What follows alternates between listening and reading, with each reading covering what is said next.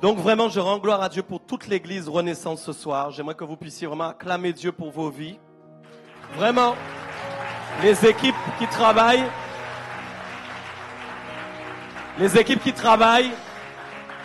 toutes les personnes qui se donnent vraiment pour la réussite de la mission et qui se sont accordées avec les leaders pour la vision. Ça, c'est très important. Que le nom de Dieu soit glorifié, que le nom de Jésus soit glorifié et que vous soyez tous bénis. On peut faire une dernière acclamation pour vous tous qui êtes présents. Pour mon épouse qui est là, les enfants qui sont là aussi. Amen. Et les fils spirituels qui m'accompagnent. Amen. Vous pouvez prendre place. Amen. Je ne vais pas vous garder debout. Pasteur, juste jusqu'à quelle heure c'est pour que je sois sûr? Ok, d'accord, merci. Amen. Seigneur Jésus, nous venons te donner la gloire. On va prier. Merci pour ta présence ce soir. Merci vraiment pour ce que tu es en train de faire dans cette conférence. Et je veux honorer vraiment ta présence, la présence de ton esprit. Que ton seul nom soit élevé, que ton seul nom soit glorifié. Et que toi tu sois vu, Père, et que moi je ne sois point vu. Que ta parole descende dans ce lieu pour toucher, que dans l'atmosphère, il y ait une percée spirituelle ce soir. Que les paroles fassent corps avec nous et qu'il y ait un degré de transformation élevé ce soir, afin que ceux qui sont entrés puissent ressortir avec quelque chose qu'ils n'avaient pas au préalable. Quelque chose que tu es en train d'introduire maintenant lors de cette conférence. Parce que tu prépares un peuple à relever de nouveaux challenges, de nouveaux défis. Parce que tu prépares ce peuple à entrer dans une dimension, Père, de la manifestation de ton esprit qu'il n'avait jamais encore expérimenté. Parce que, Père, tu es en train d'amener une nouvelle onction, une nouvelle portion, un rafraîchissement. Afin que, Père, il y ait un peuple qui se lève et qui agisse selon tes prérogatives, selon ce que tu as prévu d'avance. Père, merci pour la lumière qui ressort de ce lieu et de cette église. Merci pour l'entourage territorial qui est impacté à cause de la lumière qui sort d'ici. Merci pour l'atmosphère qui change à Pointe-à-Pitre, aux abîmes et autour à cause de la lumière qui se propage depuis ce lieu. Merci pour les percées spirituelles des hommes et des femmes que tu vas élever dans ce lieu. Une nouvelle génération qui doit prendre le relais. Merci parce que tu es en train de bâtir des choses qui n'existaient pas auparavant à partir de cette église. Merci pour les relais que tu es en train de placer afin d'élargir l'atmosphère sur ce territoire.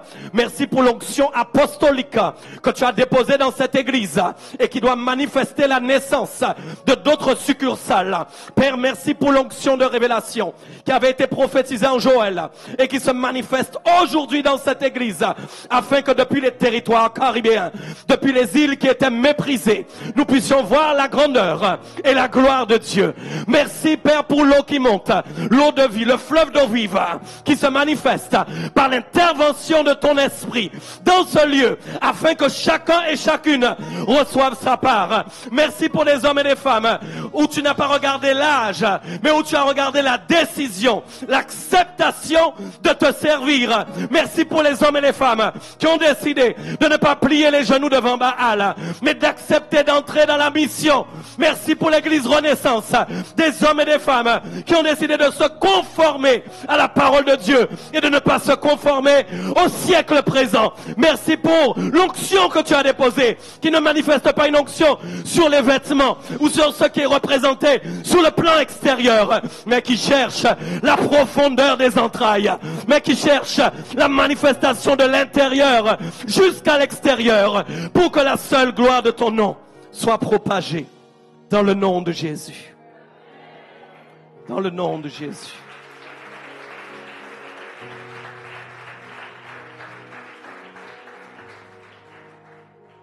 Ce soir, mon message s'appelle « Le temps des derniers ». Dis avec moi « Le temps des derniers ». C'est un titre de message qu'on peut trouver complètement défaitiste. Est-ce que être dernier, c'est quelque chose de très intéressant? Dans le monde dans lequel on vit, j'aimerais vous dire quelque chose. Aujourd'hui, nous vivons dans un monde où c'est la course. On va être ensemble ce soir ou pas? Alors prépare-toi à dire des bons amen pour qu'on soit sûr qu'on soit ensemble ce soir. Dis-moi un amen fort que je sois sûr. Ok. On est dans un temps réellement où c'est la course. Et qu'on le veuille ou pas, la course, c'est un esprit. C'est pourquoi j'aimerais que vous pensiez ce soir, lors de ce message, beaucoup à l'inspiration. L'inspiration, c'est ce qui guide une personne. L'inspiration, c'est aussi ce qui précède l'action d'une personne. Vous savez, avant que quelqu'un puisse bâtir quelque chose, il a besoin d'être inspiré. Jamais vous n'auriez été assis dans cette église ce soir si l'homme de Dieu n'avait pas reçu une inspiration pour construire l'église d'une certaine manière. C'est pourquoi j'en profite pour dire qu'il n'y a pas une église qui est plus grande que l'autre, qu'il n'y a pas une église qui est plus forte que l'autre à partir du moment où l'Esprit de Dieu est là, mais simplement il y a une inspiration spéciale liée à une vision spéciale par rapport à ce que Dieu veut accomplir dans son plan et dans sa stratégie parfaite pour amener le réveil des derniers temps à être disposé, à être disponible sur les différentes nations.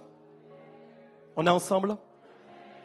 Donc vous devez comprendre que l'inspiration, c'est quelque chose de fort. L'inspiration, une personne peut se dire chrétienne mais ne pas avoir l'inspiration du Saint-Esprit. Une personne peut mélanger son inspiration avec l'inspiration de Dieu. Et quand il y a des mélanges d'inspiration, parce qu'il y a des désirs de l'homme qui sont encore présents et qui veulent voir s'accomplir ses propres désirs, parfois nous nous trompons.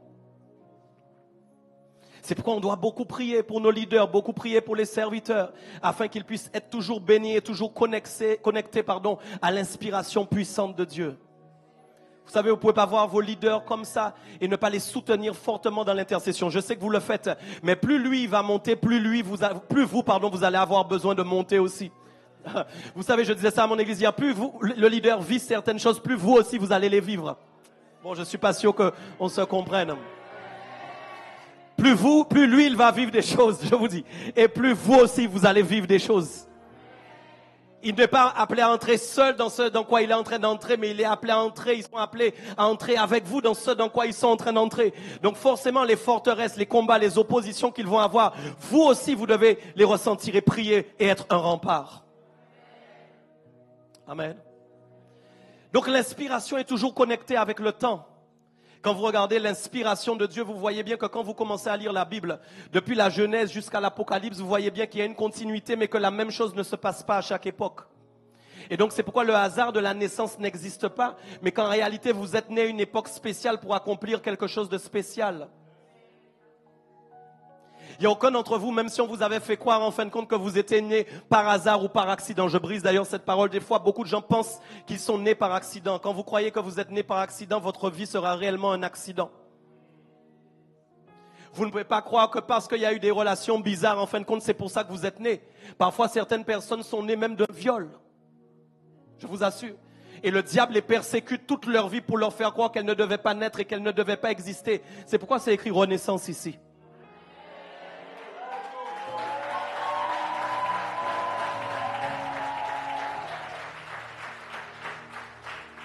Ça veut dire que la vision que Dieu a donnée à cette église, c'est un niveau où, en fin de compte, la nouvelle naissance se propage dans le temps.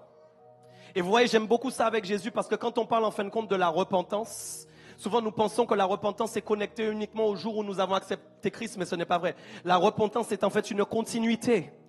La repentance, c'est un système qui nous permet de manifester une forme d'humilité continuellement devant Dieu, de ne pas croire que nous sommes arrivés quelque part, mais que nous devons toujours avoir une auto-analyse de nous-mêmes avec le Saint-Esprit pour savoir où nous sommes et pour savoir si nous devons nous repentir. Il y a un esprit dans ce monde, une inspiration dans ce monde qui nous pousse même parfois à croire que nous savons tout et que nous connaissons tout. Mais en réalité, ce n'est pas parce que nous évoluons bien que nous connaissons tout. Beaucoup de gens prennent leur réussite en fin de compte pour une position. La réussite n'est pas une position, la réussite est une obtention. Et quand j'ai obtenu ma réussite, ça veut dire que je suis sur un nouveau point de départ pour aller vers une autre nouvelle réussite. C'est pourquoi dans ce temps, il y a des nouvelles réussites qui sont préparées d'avance par le Saint-Esprit pour vous et qu'il veut toujours vous ramener dans une humilité, une soumission profonde pour que vous ne pensiez jamais que vous avez réussi quelque chose parce que vous savez très bien que sans l'Esprit de Dieu, vous ne pourriez rien réussir. Et c'est là où le degré d'humilité et de soumission devant la présence de Dieu est très important parce que même si on voit votre réussite extérieure, Dieu devra toujours voir votre réussite intérieure. La vraie prospérité provient toujours de l'âme parce que si elle ne prospère pas dans l'âme mais qu'elle prospère sur le plan extérieur, vous êtes en danger parce que votre être extérieur a pu progresser alors qu'à l'intérieur vous êtes en faiblesse.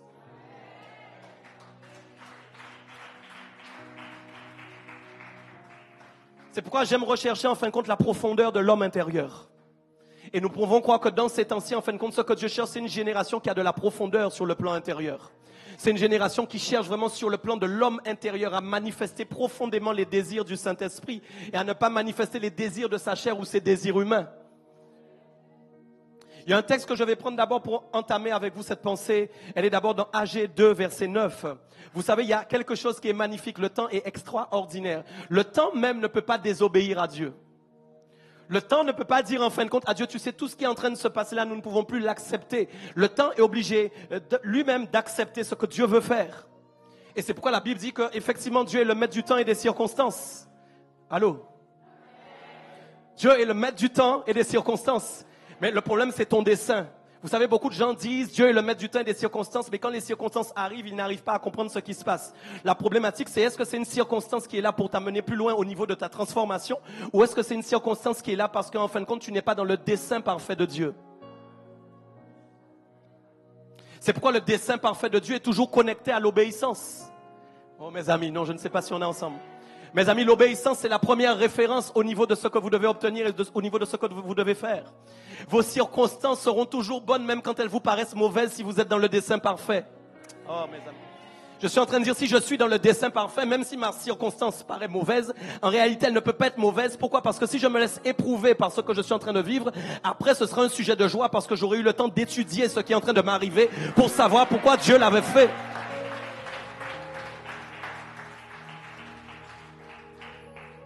Je ne peux pas savoir ce que Dieu veut faire au niveau de sa propre inspiration pour ma propre vie si je n'ai pas un temps d'analyse et si je ne suis pas parmi ceux qui murmurent. Je ne dois pas aimer le murmure, mais je dois aimer l'acceptation de tout ce que Dieu réalise dans ma vie. Il y a des choses parfois je n'ai pas compris, mais il faut enlever de votre langage, je ne comprends pas.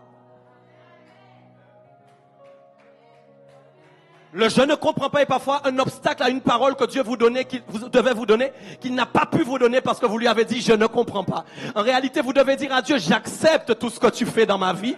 J'accepte que tu fasses des choses que effectivement, je ne peux pas percevoir ou comprendre, mais j'accepte ton plan parfait pour ma vie afin que j'arrive au niveau où tu as prévu que j'aille.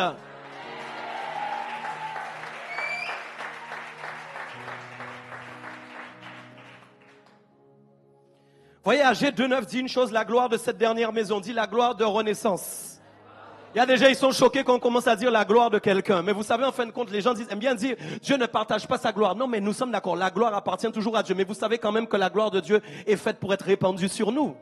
J'ai entendu dans un des messages que la gloire de Dieu était sur le visage de Moïse. Vous avez entendu? À tel point que les gens même ne pouvaient pas le regarder. Est-ce qu'on est bien d'accord? Oh, mais ça. Et toi, tu veux pas voir la gloire ici? Ah. Mais écoute. Ce n'est pas parce qu'Anthony Lambert prêche bien que la gloire est là simplement. Mais non. Vous savez pourquoi? Parce que c'est écrit. La gloire de cette dernière maison sera plus grande que celle de la première. Dis avec moi premier et dernier. Je veux aller avec toi sur le mot dernier. Je vais te montrer à quel point le mot dernier est beau ce soir. Toi qui as eu horreur d'être dernier toute ta vie. Moi, je suis un ancien cancre. Ouais, je vous dis. Je suis un ancien cancre. Personne ne misait sur moi. L'école, c'était un problème. Quand on m'a déposé à la maternelle, pasteur, je courais, je m'enfuyais dans la rue.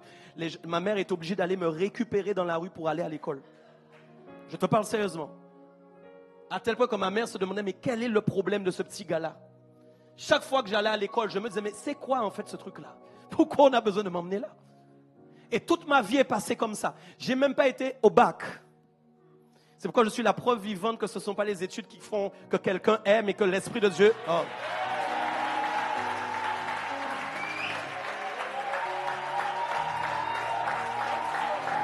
Ce que vous êtes ne dépend pas de vos diplômes, Renaissance.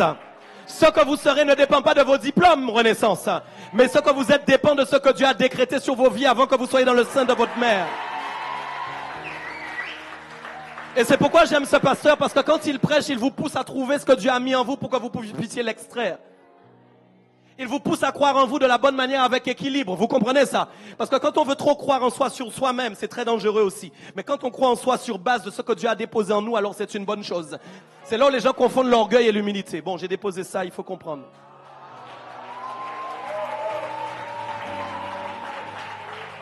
Je regardais. Hey, j'ai 43 ans. C'est moi le plus vieux parmi les invités ce soir? Ouais, mon Dieu, Jésus. Oh my God. Allez, regarde-moi. Je t'ai honoré, frère.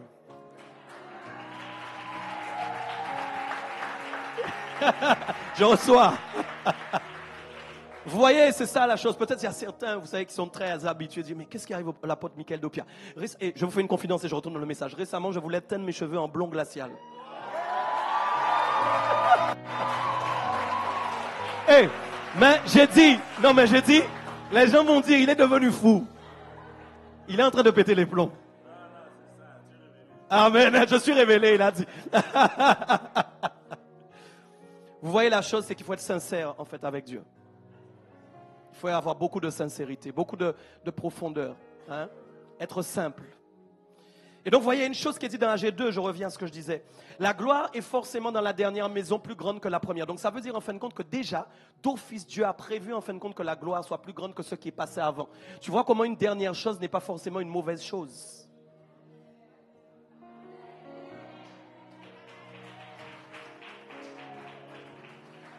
Parfois, les gens ne comprennent pas, en fin de compte, la définition céleste du mot dernier.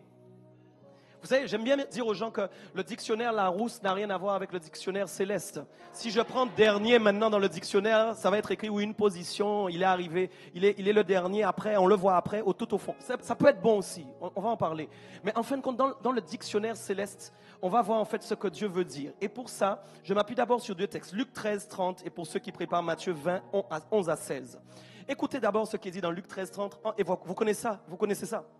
Et voici, il y en a des derniers qui seront les premiers. Il y en a des derniers, dis ça avec moi, qui seront, et des premiers qui seront, et des premiers qui seront. Ok. On voit que clairement, en fin de compte, quand Jésus parle, il explique en fin de compte qu'il y en a parmi nous là, écoutez, ne sois pas choqués. Parmi nous là ce soir, il y en a en fait qui vont être derniers, mais qui un jour vont être premiers. Et ça touche à une problématique de l'Église.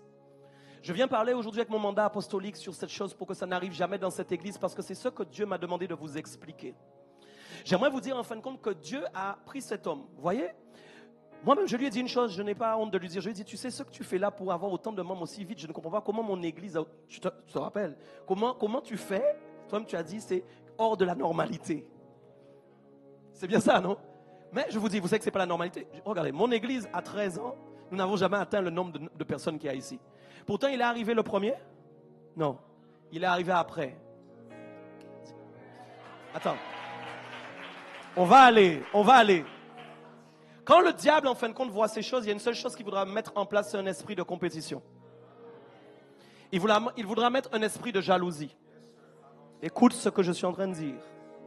Parce que le diable voit qu'en fin de compte, l'œuvre des derniers temps est en train de s'accomplir et qu'il cherche des stratégies, en fin de compte, pour empêcher cette œuvre de s'accomplir. Je vais arriver avec vous. En fin de compte, on doit comprendre en fin de compte que quand une personne arrive après, le temps n'est plus le même que celui qui est avant. Je vais te repositionner. Dis avec moi, repositionnement de pensée. Repositionnement de pensée. Non, c'est très sérieux. Je vais vous expliquer comment l'homme charnel voit les choses. On va prendre un exemple. Vous voyez, quelqu'un arrive maintenant dans la salle en fin de compte. Voilà, il arrive le dernier et on le met premier. Et imaginez qu'il y a une personne en fin de compte qui attendait depuis 2 heures pour entrer dans la salle. Elle n'a pas réussi à entrer et quand elle est entrée, on l'a mise au fond. Soyez honnête, qu'est-ce que tu vas dire dans ta tête? Mais si en vine là, enfin en français, pour ceux qui... Oui, il y a les invités. Je suis venu là, en fin de compte, depuis 2 heures de temps. Tu te rends compte? Ils ne m'ont même pas vu. La personne vient d'arriver, elle est devant et moi, je suis derrière. Tu sais pourquoi? Parce qu'en général, ceux qui arrivent en dernier, en fin de compte, on a l'impression que le dernier a moins de mérite que celui qui était avant. Et donc ça, en fait, c'est les modalités de l'être humain qui ne sont pas les modalités du Dieu que tu sers. Et c'est pourquoi je vais redéfinir tes pensées ce soir pour que jamais dans cette église il y ait un esprit de compétition. Voilà ce que j'ai vu. Je viens avec mon mandat, j'ai dit pour vous expliquer des choses. N'ayez pas honte, soyez sans crainte. Vous voyez, le diable ne prendra jamais... Écoutez, le diable n'attaquera jamais d'abord de l'extérieur, il essaiera toujours d'attaquer de l'intérieur. Mes amis, quand un fruit est pourri, tu le vois qu'il est pourri après parce que l'extérieur est apparu pourri. Mais à la base, il était pourri depuis l'intérieur. Aucun fruit ne peut pourrir de l'extérieur sans être pourri de l'intérieur. Et c'est pourquoi, dis avec moi fondement. Dis avec moi cocon, noyau. Vous voyez, par exemple, notre église a déjà pris beaucoup de coups de vent, de marée, de tempête. Mais si elle est debout, c'est parce qu'au niveau des fondations, dis avec moi noyau. Le noyau est solide. Est-ce que tu comprends ça? C'est pourquoi, en fin de compte, quand nous disons qu'il y a une grâce apostolique dans cette église, vous devez comprendre dans quel type de grâce vous êtes entrés dans votre temps. Mes amis, vous ne savez même pas de quoi vous parlez. Hein? Je vous dis que vous ne savez pas. Ne croyez pas que quand on dit grâce apostolique, waouh, c'est un apôtre, ça va être phénomène. Non, mes amis, plus il y a de l'apostolique dedans, et plus il y a des souffrances et des coups dedans. Plus il y a de l'apostolique dedans, plus il y a des stratégies démoniaques élevées. Plus il y a de l'apostolique dedans, mes amis, je vous dis, plus vous allez manger la terre. Plus il y a une dimension apostolique, je vous dis, plus vous allez être calomniés, méprisés. Je vous dis, attendez.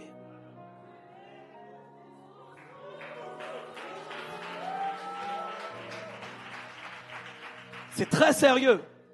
C'est pas une petite affaire. Et vous voyez, je vous disais, l'intérieur. C'est là où, en fin de compte, le diable veut opérer, en fin de compte, pour faire naître, en fin de compte, des pensées qui ne sont pas de Dieu. Et vous allez voir, je vais vous expliquer que, par exemple, un jour, quelqu'un arrivera après vous et aura la place que vous vouliez avoir.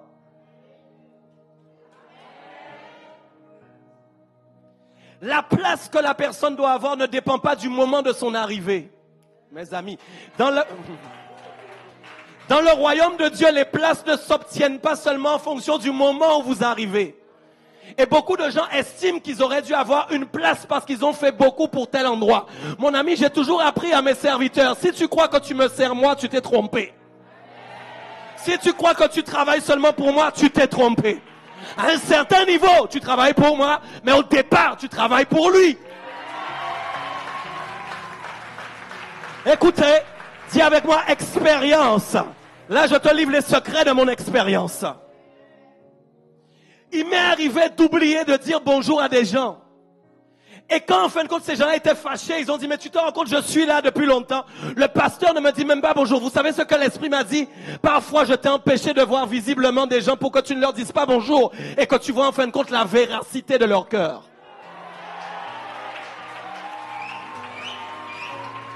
Je suis en train de te dire qu'il y a des fois, il ne te verra pas.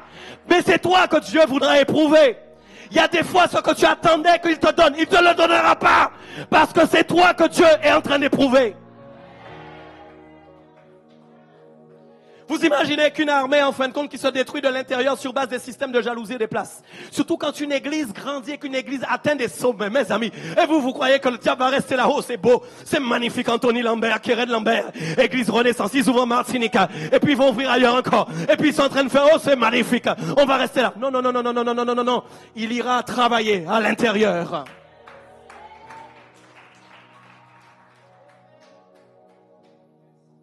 Il ira travailler à l'intérieur. J'ai déjà vécu des choses. Je n'ai pas honte de vous dire, quand vous montez, le diable vient vous susurrer des choses à l'oreille. Comme Jean, tu es arrivé, tu es extraordinaire. Comme Jean, tu as vu lui, il va plus vite que toi. Mais voyez, la sincérité dépend de ce que vous êtes capable de dire pour que les gens comprennent ce qu'il ne faudra jamais faire.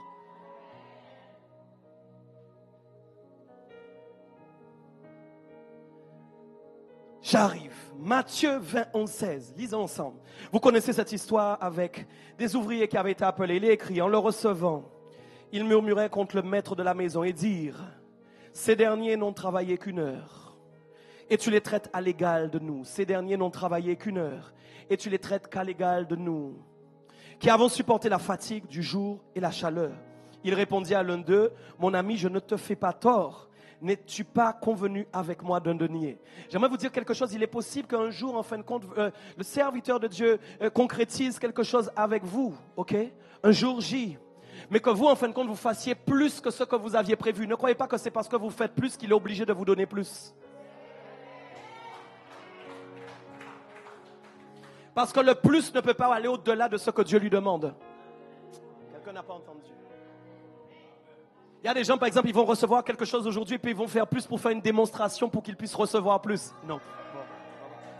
Ne fais jamais une démonstration que tu fais plus si ce n'est pas un plus de Dieu parce que tu es en train de faire moins.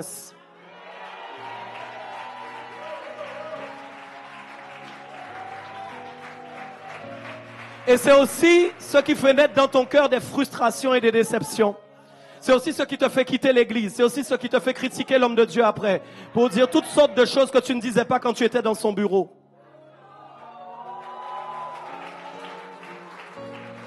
Dis avec moi, le temps est venu de balayer ta porte.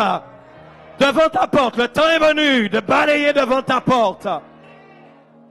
Ne soyons pas hypocrites. Quand quelque chose que vous ne comprenez pas, vous ne le comprenez pas, il faut dire. Il faut parler. Voilà. Et puis, vous voyez, on voit dans ce texte, c'est fort, c'est très clair. Les gars sont énervés. Ils disent, vous vous rendez compte, les gars n'ont travaillé qu'une heure. Et puis, on est égal à eux. Vous imaginez l'égalité. Vous voyez le problème de l'égalité? Mais vous voyez, l'égalité, c'est pas normal. En fait, on voit l'égalité en fonction de ce qu'on fait. Mais pas pour Dieu. Regardez ce qui est écrit après. Oh là là, il répondit à l'un d'eux, mon ami, je ne te fais pas de tort. N'es-tu pas convenu avec moi de donner? Prends ce qui te revient et va-t'en. Je veux donner à ce dernier autant qu'à toi. Oh là, vous allez trouver ça tellement injuste. Oh, est-ce que le Dieu que nous servons là est injuste? Est-ce qu'il est injuste? Je vous donne un petit exemple qui va mettre tout le monde d'accord. C'est une chose que je disais à Dieu avant. Je disais à Dieu, mais Seigneur, alors attends. Moi là, je paye le prix comme ça. Et je réfléchissais, je disais, mais tu te rends compte qu'il y a des gens qui vont se convertir le jour de la venue de Jésus. Ils vont monter tout de suite. Et toi, tu es en train de prendre du gaz. Oh, oh my God. J'ai dit à Dieu, mais vraiment, t'es méchant. T'es méchant. Il y a des gens, ils vont rien faire. Pour ne pas dire rien foutre, hein, excuse-moi, mais... Les gars ne vont rien faire. Les gars ne vont rien faire. Toi, tu es en train de payer le prix. Et eux, ils entrent. Ils arrivent les derniers. Ils arrivent les derniers. Ce que je suis en train de dire, en fin de compte, c'est que plus nous sommes dans le temps des derniers, en fin de compte, plus, en fin de compte, le modèle auquel nous sommes habitués est modifié. Et il faut avoir clairement ça dans les consciences. Moi, je l'ai compris. Si aujourd'hui je regarde l'église, je dois me dire, mais en fait, mais oui, papa, tu as raison. C'est les derniers temps. Et même si personne ne te presse, mais quand même, si vraiment Jésus revient maintenant, c'est quand même normal que tu élèves des hommes sur certains territoires d'une manière qu'on n'avait jamais vue. D'une façon qu'on ne comprend pas. Parce que celui quand même qui détient toujours les clés de son plan, c'est toujours lui, c'est pas nous. Et il fait comme il veut. Il aime bien faire comme ça te fâche aussi. J'arrive encore sur un point, je n'ai pas terminé. Regardez bien verset 15. Non, ça c'est Dieu qui parle. Ne m'est-il pas permis de faire de mon bien ce que je veux? Ne m'est-il pas permis de faire de Michael Dopia ce que je veux? Ne m'est-il pas permis de faire d'Anthony Lambert, du prophète Patrick Isaac, de Jamil Gessa? S'il te plaît, sois avec moi. Ce que je veux. Ne m'est-il pas permis de faire de telle église ce que je veux? Mais ils sont arrivés après, nous étions avant. Pourquoi tu fais ça? Mais parce que je veux t'apprendre l'humilité. Parce...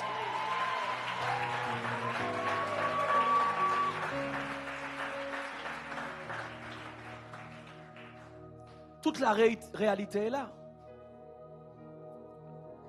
Dieu est Dieu. Dis avec moi, Dieu est Dieu. God is God. J'essaie de me mettre à l'anglais un peu. Hein? C'est pas encore ça quand même. Écoute, c'est pas fini. Où vois-tu de mauvais œil que je sois bon? Non, s'il te plaît. Où vois-tu de mauvais œil que je sois bon? Parfois, la bonté de Dieu, nous n'arrivons pas à la définir. Vous voyez, en fait, nous la bonté, c'est quand quelqu'un nous donne des bonnes choses. Or là, on a l'impression que Dieu fait des mauvaises choses et que c'est bon. Mais Dieu dit, est-ce que tu vois de mauvais œil que je sois bon? Est-ce que c'est mauvais? Est-ce que tu crois que c'est mauvais que je fasse quelqu'un entrer dans une dimension que tu attends pour ta propre vie depuis très longtemps et dans laquelle tu n'es pas encore entré? Est-ce que tu vois que c'est mauvais? Non, papa. Je ne vois pas que c'est mauvais parce que tu regardes toujours à tes intérêts. Dieu regardera toujours à ses propres intérêts plutôt qu'à nos intérêts d'abord. Et c'est normal. Parce que s'il ne regardait plus à ses intérêts, nos intérêts auraient été bafoués déjà. Mais c'est parce qu'il gère ses intérêts correctement, mes amis, qu'il peut nous apprendre nous-mêmes, en fin de compte, comment nous soumettre et nous humilier face à lui.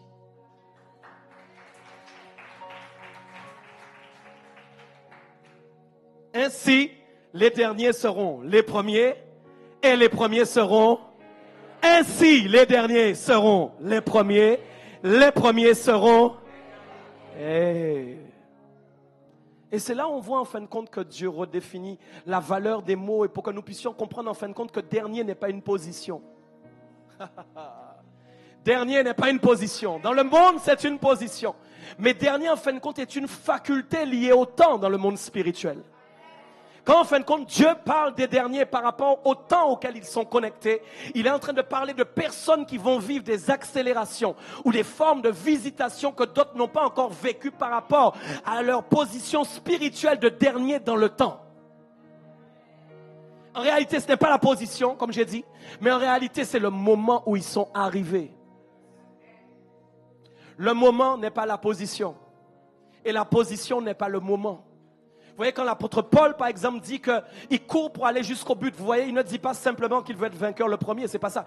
Il veut atteindre l'objectif, est-ce qu'on est d'accord? Il veut atteindre l'objectif, il veut garder son salut. Il veut être sûr qu'il va y arriver. Est-ce que vous comprenez?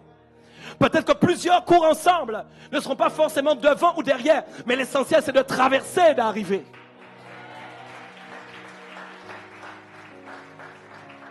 Et c'est en fin de compte, en réalité, l'évangile est une compétition, en fin de compte, sans compétition. C'est-à-dire que c'est une course où on ne regarde pas sa position, mais c'est une course où on regarde, en fin de compte, son arrivée.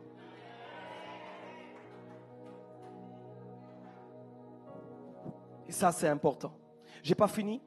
Saint-Esprit me disait de vous dire, d'abord, Dieu fait ce qu'il veut de ce qu'il gère. Ensuite, Dieu est bon. Sa manière de nous récompenser n'est pas comme celle des hommes. Dans ce monde, on augmente ta récompense ou ton salaire au fil des années parce qu'on estime que tu es là depuis longtemps. Une estimation provient des choses qui sont gérées par l'homme. Vous voyez, quand les gens travaillent depuis longtemps, leur salaire va augmenter parce qu'on va étudier que ça fait tant de nombre d'années qu'ils sont en train de travailler. Vous êtes d'accord avec ça? Mais dans le royaume de Dieu, la rémunération de Dieu n'est pas la même. On voit qu'ici, Dieu, ce qu'il gère, il récompense à partir de l'obéissance. Le dernier ouvrier qui avait été sélectionné pour aller travailler a simplement dit oui à son maître. Oh non, tu n'as pas entendu. C'est pourquoi ne regarde pas à quel moment tu arrives, mais regarde toujours de dire oui à ton maître. Même si d'autres ont déjà fait des choses avant toi, ça ne veut pas dire que le oui à son maître n'existe plus. Il y a des gens qui ne font plus rien parce qu'ils pensent que ça a déjà été fait. Je suis en train d'aller quelque part avec quelqu'un. Je suis en train de dire qu'en fin de compte, ne casse jamais ton appel ou ton ministère sur base de ce qui a déjà été fait parce que tu l'as vu faire en pensant que tu as dû te tromper de réception. Parce que comme quelqu'un l'a déjà fait, Dieu ne peut pas te dire de le refaire. Il faut toujours dire oui à son maître. Mes amis, il faut toujours dire oui à son maître, quel que soit ce qu'il y a eu avant et quel que soit ce qu'il y aura après. Ce qui compte, c'est de dire oui au maître en tout temps et en toutes circonstances pour être sûr de toujours répondre à ce que le maître veut.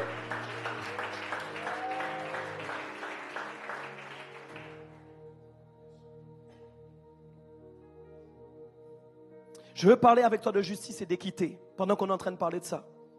Deutéronome 25, 13, 15 dit quelque chose d'important. J'aimerais vous dire que je vais aider quelqu'un. Il y a des gens, vous voyez, des fois, ils ont des frustrations par rapport à leur ancienne vie. Vous savez, il y a des gens, vous savez, tout le monde n'est pas pareil. Tout le monde n'est pas comme moi. Il y a des gens ici, peut-être, ils ont été, franchement, leurs parents ne leur ont pas donné ce qu'ils devaient avoir. Il y a des gens qui ont des grands problèmes de confiance en eux. Non, c'est pas vrai. Il y a des gens qui n'arrivent même pas à croire qu'on prophétise même sur eux. Les gens n'arrivent même pas à croire ce que le pasteur est en train de dire. Ils écoutent, mais ils n'y croient pas. Parfois même, les gens même sont constamment en train de croire qu'ils sont dans une injustice. Même quand on ne leur a pas fait injustice, ils pensent en fin de compte que c'est injuste ce qu'on est en train de leur faire. Mais je vais aider quelqu'un à comprendre le langage de Dieu et à faire une percée au niveau de sa vie. Regardez ce qui est écrit. Deutéronome 25, 13, 15. Tu n'auras point dans ton sac deux sortes de poids. Un gros et un petit. Dis avec moi, poids. Le poids, en fin de compte, c'est ce qu'on met sur la balance. Il y a une phrase que j'aime dire tout le temps. Il faut toujours que la balance soit bien équilibrée. Et c'est ce qui nous empêche d'aller tomber dans des extrêmes. Vous allez voir où je vais arriver. Il dit, tu n'auras point dans ta maison deux sortes d'épha, un grand et un petit. Tu auras un poids exact et juste. Tu auras un épha exact et juste. Et ce qui m'intéresse, c'est la phrase qui suit. Est-ce que tu peux la lire? Afin que tes jours se prolongent dans le pays. Ok. La longévité de votre appel, la longévité de cette église, la longévité de ce que Dieu t'a donné, la prolongation de tes jours dépend de ta façon de connaître la justice de Dieu. Je vais t'expliquer pourquoi. Vous voyez ce qu'on vient de dire tout à l'heure, on a redéfini le mot dernier et le mot premier. Et dans notre mental humain, là, on pourrait trouver que c'est très injuste. Est-ce qu'on est d'accord? Parce qu'on a l'habitude de fonctionner comme ça. Mais on voit que la justice de Dieu ne correspond pas du tout à la justice des hommes. Mais surtout que chaque poids dans le sac doit être équilibré. Est-ce que tu m'entends bien? Ça veut dire que quand je commence une œuvre, pour que je m'assure de la prolongation de ce que je suis en train de faire, même quand tu vas décider de servir dans cette église, à côté de l'homme de Dieu, tu vas dire le temps est venu, tu dois t'assurer d'être toujours juste à la manière de Dieu pour être sûr de prolonger ton service dans cette église. Et je vais expliquer comment. Tu ne dois pas penser quand il fait quelque chose que c'est injuste, mes amis, parce que tu le trouves injuste sur le plan humain et le plan charnel. Tu dois aller chercher l'analyse spirituelle pour voir si ce qu'il est en train de faire ressemble à la méthode de Dieu. Et c'est pourquoi qu'il vous enseigne, pour que vous puissiez recevoir des fondements, pour connaître réellement toutes les facettes du Dieu que vous servez et savoir que quand il va poser des actions, ce sont des actions qui correspondent à son cœur. Beaucoup de gens ne comprennent pas ce que les hommes de Dieu font parce qu'ils ne connaissent pas Dieu. C'est pourquoi la Bible dit qu'on périt quand on n'a pas de connaissance. Et périr, c'est un mot fort parce que c'est plus fort que l'échec. Ça veut dire qu'on échoue quelque part, on est perdu. Et c'est comme ça qu'il y a des gens qui n'ont aucune lisibilité sur leur propre vie alors qu'ils viennent à l'église. Parfois, je peux être un livre complet de messages alors que je n'ai aucune lisibilité des chapitres qui sont écrits en moi.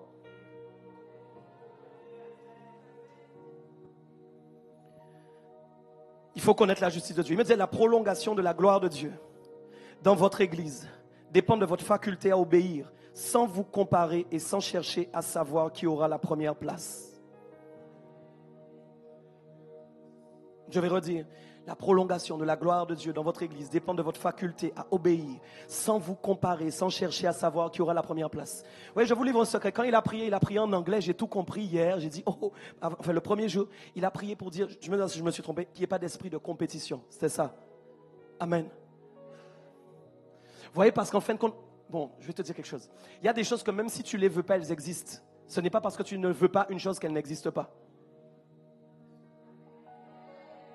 C'est pourquoi quand tu es né dans le péché alors que tu n'avais pas péché.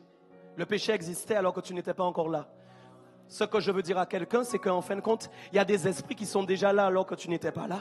Et ce que je suis en train de dire, c'est qu'en fin de compte, quand en fait on grandit ensemble, les hommes et les femmes ont grandi ensemble, il y a certains esprits qui se soulèvent pour faire des comparaisons et amener en fin de compte des jalousies et des querelles.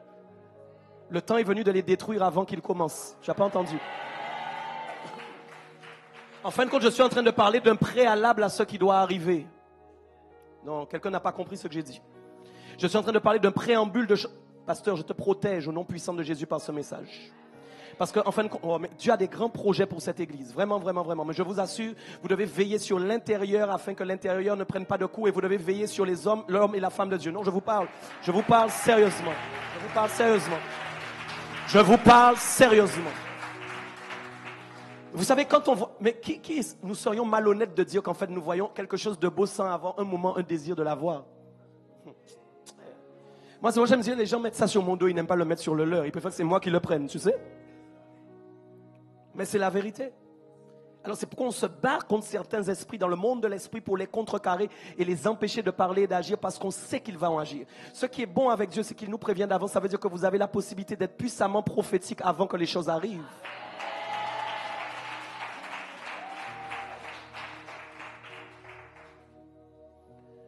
Pendant que je prêche, je vois maintenant un ruisseau fort qui sort en fin de compte d'une crevasse en fin de compte.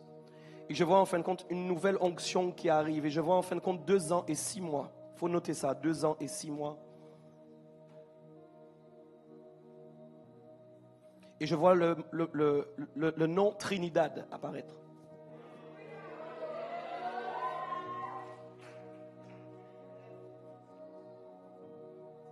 Écoutez. Je veux aller, il me reste, ok, ça va. Alors il me disait, écoutez, la course à la première place raccourcit la vie car elle fait fournir des efforts qui peuvent nous rendre charnels dans nos manières d'agir et de fonctionner. Vous ne devez pas courir après la première place. Ne faites pas ça. Courez, écoutez, je vais vous le dire autrement. Dieu m'a donné une phrase très forte pour ça. Je vais la lire doucement que tu comprennes, je décortique. Écoute bien. Quelqu'un peut arriver après toi. et obtenir la place que tu attendais. Je vais redire 2 fois. Quelqu'un peut arriver après toi et obtenir la place que tu attendais. Ton vrai problème, c'est la place que tu attends. Ce qui compte, ce n'est pas la place, mais la patience que tu dois avoir pour obtenir ta place.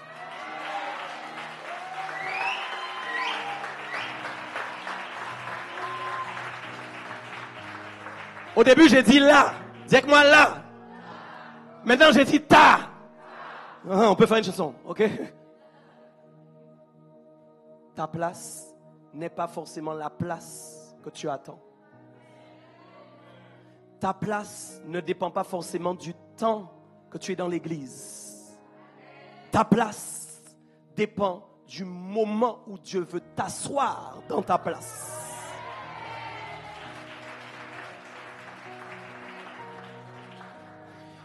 J'arrive sur mes derniers points. 2 Timothée 3:1. Les derniers sont solides. Dis avec moi, les derniers sont solides.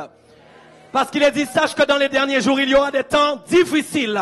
J'aimerais vous dire que tout ce qui est dernier est plus difficile. Vous n'avez pas compris. Pourquoi? Parce que quand tu arrives après, que tu obtiens des choses que des gens attendent, obligatoirement, tu vas prendre des coups. On va parler de toi, on va te calomnier, on va dire que tu as même fait un pacte avec le diable pour réussir.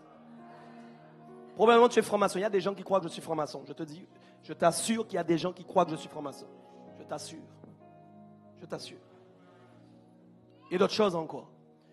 Les derniers sont révélés. Pourquoi? Il est dit 1 Pierre 1,5. À vous qui par la puissance de Dieu êtes gardés par la foi pour le salut, prêt à être révélés dans les derniers temps. Ça veut dire que dans les derniers temps, il y a automatiquement de la révélation. C'est pourquoi ce qui a été prophétisé, vos jeunes gens auront des... Merci. C'est quoi? Ça a été prophétisé il y a longtemps. Mais maintenant, tu es né dans quel temps? Le temps des derniers temps. Sois avec moi. Donc, automatiquement, la révélation ne provient pas parce que tu jeûnes 40 jours. Non, non, non. La révélation provient de ce qui a été écrit dans le temps. Donc, quand tu jeûnes, en fin de compte, tu augmentes la révélation. Mais ce n'est pas à cause de ton jeûne que la révélation existe. La révélation existe à cause du temps.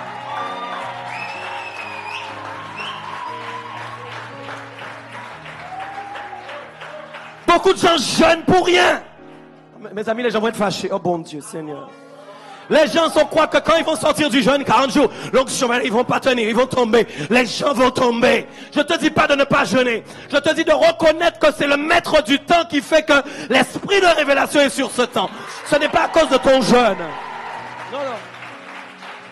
C'est pourquoi, en fin de compte, ce qui existe déjà demande le supplément de ce que je vais faire pour l'ajouter à ce qui existe. En réalité, nous ne faisons qu'ajouter sur ce qui existe déjà sur base de notre dimension sacrificielle. Le sacrifice est une preuve que je veux payer un prix pour amener quelque chose qui n'existe pas sur ce qui existe déjà depuis l'origine.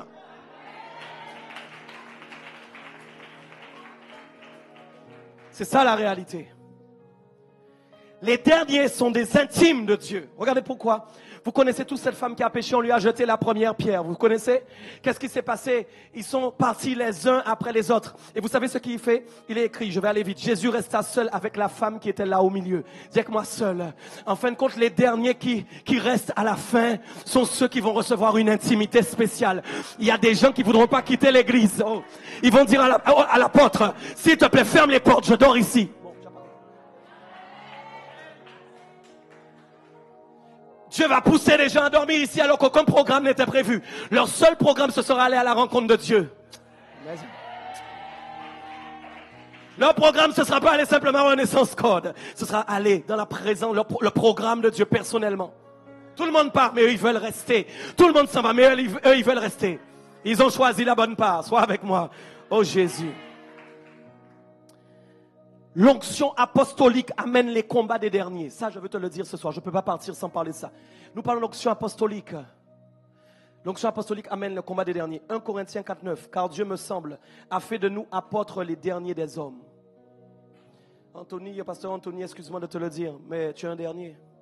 Les gens autour vont être choqués. Ils vont dire, mais c'est mauvais d'entendre il est dernier. Mais la Bible dit que les apôtres sont les derniers des hommes. Non. C'est pourquoi ils reçoivent une onction spéciale. Parfois, vous ne comprenez pas pourquoi l'onction apostolique porte tellement de choses, mais c'est en fait parce qu'on a fait d'eux d'abord les derniers des hommes. Quand en fin de compte, on dit, il y a apôtre qui sera là. Quand ils entendent apôtre, ils disent, c'est tellement glorieux de voir un apôtre qui arrive, mon Dieu, il va se passer quelque chose. J'aimerais te dire que quand un apôtre rentre quelque part, c'est le dernier des hommes qui est entré. Et là, malheureusement, le dernier, ce n'est pas seulement le moment où il est arrivé, mais c'est quoi? Parce que c'est une balayure du monde. J'aimerais vous dire quelque chose. Je vais parler une dernière clé, s'il te plaît. Regardez bien, puisque nous avons été, lisez le texte, car Dieu me semble a fait de nous apôtres les derniers des hommes, des condamnés à mort, en quelque sorte, puisque nous avons été un spectacle au monde et aux anges. Je peux te donner une subtilité, une. Écoute-moi. Ça m'a touché quand Dieu m'a dit ça.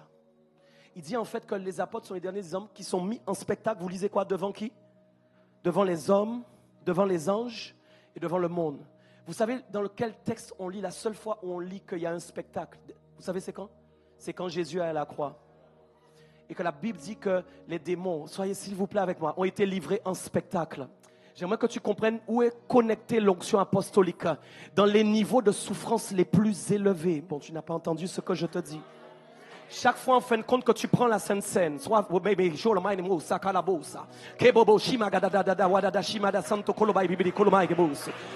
go baba baba shaka bobo santo kolodo debiri goloma grebos magadodo shimagado. On va, tu me donneras 3 minutes de prière. Ok, je veux juste finir là-dessus. Écoute, l'onction est très forte là, l'onction est très très forte en train de couler déjà.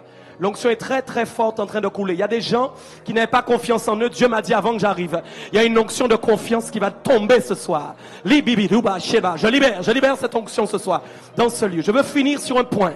Reste debout dans un esprit de prière, je te parle sur un dernier point. On va prier. Tu sais que j'aime respecter l'heure, tu sais. Ok. Je vous dis juste une chose. Quand vous prenez la Sainte Seine, une fois j'ai enseigné là-dessus, les gens n'ont pas compris. Quand vous prenez la Sainte Seine, ne le prenez jamais par habitude. Jamais ne faites ça. Parce que la dimension spirituelle et même temporelle, mes amis, c'est pourquoi la Bible ira jusqu'à dire que certains sont malades. Je ne sais pas si tu comprends. Certaines personnes sont malades parce qu'elles ont pris la Sainte Seine. Elles n'ont pas compris quelle était la dimension de ce qu'elles étaient en train de faire. Elles ne voyaient pas un bout de pain et un jus. En fin de compte, chaque fois que la Sainte Seine est prise, il y a un rappel. Les démons sont ramenés en arrière. C'est comme si en fin de compte, il y avait une cassette VHS. Tu te rappelles les cassettes, là, à bande, là. On rembobine la cassette. Et quand il y a la Sainte Seine, chaque fois, les démons qui n'ont surtout pas... Il y a des films, tu ne veux pas les voir en rediffusion. À chaque fois que vous prenez la Sainte Seine, les démons se rappellent qu'ils ont été livrés en spectacle. Et qu'on leur a dit, maintenant, vous êtes dépouillés. Oh, mes amis. C'est pourquoi que chaque fois qu'il y a un spectacle, il y a automatiquement un dépouillement. Sois avec moi s'il te plaît. Je ne connais personne qui va... Même là, je suis en spectacle, que vous le vouliez ou pas. Pourquoi? Parce que je dois faire attention à ce que je dis. Je dois faire attention à mes gestes. Est-ce qu'on est d'accord?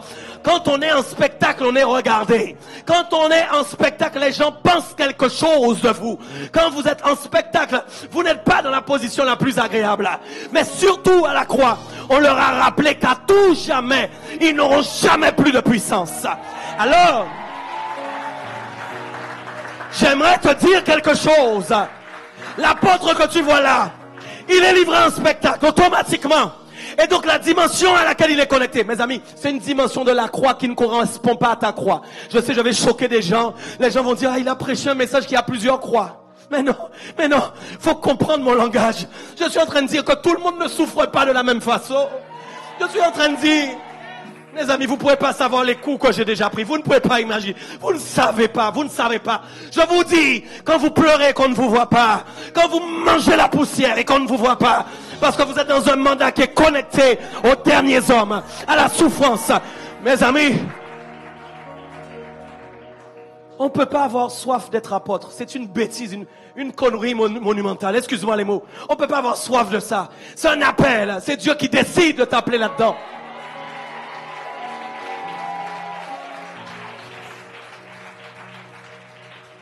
Si c'est pas un appel, c'est pas la peine.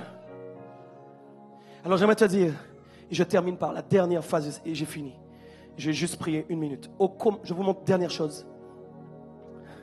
Dieu me disait, cette onction est combattue par le monde, les démons et les hommes. 3 catégories. Allô, quelqu'un m'a entendu? Il va être combattu par les hommes, par le monde. Vous avez entendu ou pas? Et par les démons. Il ne peut pas faire autrement. Le mandat apostolique amène 3 dimensions de combat qui ne sont pas rattachées à tous les ministères. Bon, laisse tomber. Je n'ai pas le temps d'entrer dedans ce soir. Mais je te dis juste quelque chose pour finir. Le condamné à mort est dans une cellule. On ne le voit pas. Mais lorsqu'on le voit, il est en spectacle. C'est pourquoi, en fin de compte, un apôtre est dans une cellule. On ne le voit pas. Ouais. Et je finis sur ça. Dernière phase.